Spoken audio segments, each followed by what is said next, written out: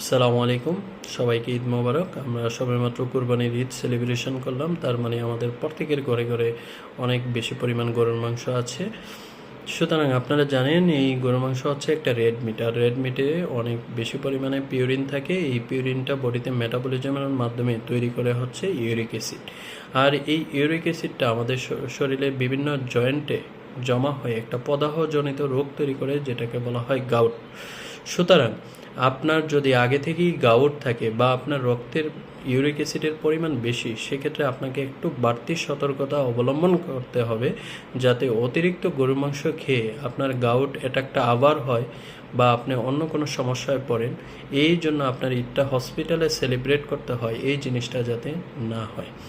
সুতরাং 1 নম্বর সতর্কতা হচ্ছে, যাদের গাউট বা রক্তে ইউরিক অ্যাসিডের পরিমাণ বেশি, তারা একটু কম পরিমাণে গরুর মাংস খাবেন। অ্যাভয়েড করতে পারলে তো আরও ভালো। 2 নম্বর হচ্ছে, যাদের কিডনি জটিলতা আছে, আগে থেকে কিডনি রোগে ভুগছেন। আপনারা জানেন আমরা কিডনি রোগ একটা পরীক্ষার মাধ্যমে নির্ণয় করি, সেটা হচ্ছে সেরাম ক্রিয়েটিনিন। এই ক্রিয়েটিনিনটা হচ্ছে বডির প্রোটিনের সমানুপাতিক। সুতরাং আপনি যদি, আমরা যাদের কিডনি রোগ থাকে এইভাবেই আমরা তাদের প্রোটিন রেস্ট্রিক্টেড করে রাখি। আপনি যদি অতিরিক্ত পরিমাণ প্রোটিন খান, সেই প্রোটিনটা আপনার ক্রিয়েটিনিনকে বাড়ায় দিবে এবং আপনার কিডনিতে একটা চাপ তৈরি করবে এবং আপনার কিডনি ফাংশনটা খারাপ হবে। সুতরাং আগে থেকেই যাদের কিডনি রোগ, তারা অবশ্যই গরুর মাংস খাওয়ার ক্ষেত্রে বাড়তি সতর্কতা অবলম্বন করবে। 3 নম্বর পয়েন্ট হচ্ছে, যাদের হাই প্রেশার। দেখেন গরুর মাংস রান্না করার ক্ষেত্রে অনেক বেশি পরিমাণ লবণ ব্যবহার করা হয় এবং আপনি যদি অতিরিক্ত লবণ খান, তাহলে কি হবে, এটা বডিতে পানি বেশি পরিমাণ ধরে রাখবে, আপনার প্রেশারটাকে বাড়ায় দেবে। এই হাই প্রেশার থেকে নানাবিধ জটিলতা হতে পারে। এই প্রেশার বেড়ে যাওয়ার কারণে আপনার যদি হার্ট অ্যাটাক হয়, অনেকের আবার ব্রেন স্ট্রোক হয়, অনেকের আবার কিডনি খারাপ হয়।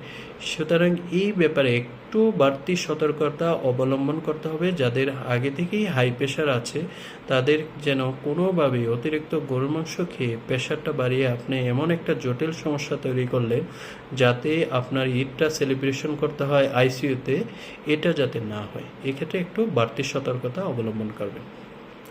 4 নম্বর পয়েন্ট নিয়ে একটু আলোচনা করি, চেস্ট পেইন। অনেকেই বাড়তি মশলা দিয়ে গরুর মাংস রান্নাবান্না করা হয়, তাহলে খাওয়ার পরে পেটে জ্বালা পড়া বা বুকে জ্বালা পড়া শুরু হয়।